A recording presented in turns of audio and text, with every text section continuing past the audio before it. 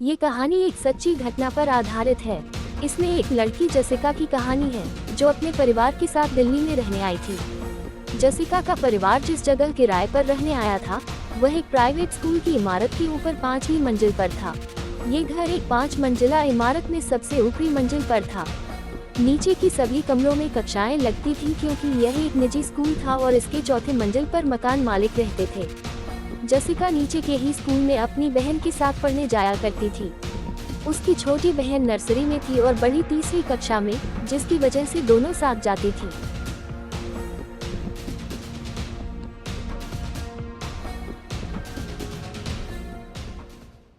एक दिन जेसिका की कक्षा बेसमेंट में लगी, जहां जाते ही उसे एक अजीब सा एहसास हुआ, जैसे कोई लगातार उसे घूर रहा हो। लेकिन कक्षा अभी पूरी तरह खाली थी, वहां अभी बाकी छात्र नहीं आए थे। जेसिका को डर लगने लगा। वह अपनी सीट से उठकर पहली मंजिल पर जाने ही वाली थी कि एक एक करके बाकी छात्र कक्षा में आने लगे। अब जेसिका, जो कि 8 साल की लड़की है, कक्षा खत्म होने के बाद अपने फ्लो पर जा ही रही होती है कि दूसरे मंजिल से, जो उसे बहुत ज्यादा डरावना लगता है, पूरी स्पीड में भागती हुई निकलती है। इस डर के बारे में वह किसी को भी नहीं बताती क्योंकि वह काफी शांत स्वभाव की है। वह अपनी बातें किसी से भी साझा नहीं करती थी। इसी तरह धीरे धीरे करके जेसिका अब 10 साल की हो गई थी, लेकिन दूसरे मंजिल से वह हमेशा उसी तरह भागते हुए ऊपर नीचे जाया करती थी। जब भी उसकी मम्मी उसे कोई सामान लाने के लिए नीचे जाने को कहती तो वह काफी डर जाती थी, लेकिन वह खुद को संभाल लेती और यह नहीं बताती कि उसे नीचे जाने और नीचे से ऊपर आने में डर लगता था।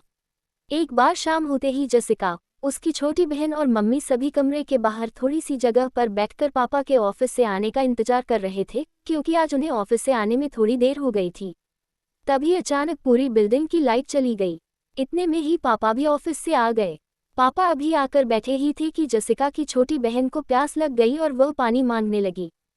छोटी बहन को प्यास लगते ही वह पानी पीने की मांग करने लगी, जिससे मम्मी और पापा ने जेसिका, जो कि 13 साल की है, को पानी लाने के लिए कहा।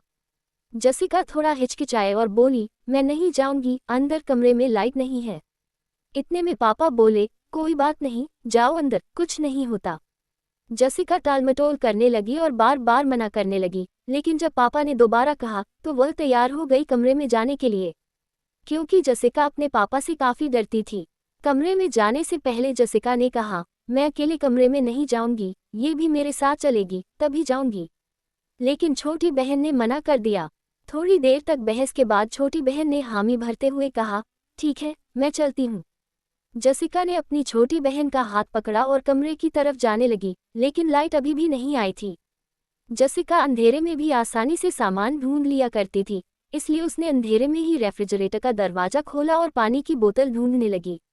इसी बीच अचानक जेसिका के कान के पास एक अजीब सी आवाज आई, जिससे वह डरकर तेजी से बाहर की तरफ भागने लगी। उसके हाथ से पानी की बोतल छूटकर नीचे गिर गई। पापा ने पूछा, क्या हुआ? तो जेसिका ने झट से जवाब दिया, ये छोटी मुझे अंदर डरा कर आई है। तभी छोटी बहन, जो कि 9 साल की है, बोलती है, नहीं, मैं नहीं डराई, मैं तो यही मम्मी के पास ही बैठी हुई थी। जेसिका, जो कि 13 साल की है, तुरंत कहती है, नहीं, तुम तो मेरे साथ ही अंदर कमरे में गई थी और मैंने तुम्हारा हाथ पकड़ा हुआ था, तुम ही छुड़ाकर भागी हो। जेसिका गुस्से में बोलती है। तभी मम्मी और पापा दोनों एक साथ कहते हैं, तुम अकेले ही कमरे में गई थी, ये तो हमारे पास ही बैठी हुई थी। ये सुनकर जेसिका बहुत डर गई और सोचने लगी, अगर यह मेरे साथ अंदर नहीं गई थी तो फिर मैंने किसका हाथ पकड़ रखा था। दोस्तों, ये कहानी एक सच्ची घटना पर आधारित है। ऐसा हम सभी के साथ कभी न कभी जरूर होता है। क्या आपके साथ भी कभी ऐसा हुआ है? अगर हाँ, तो कमेंट में बताना।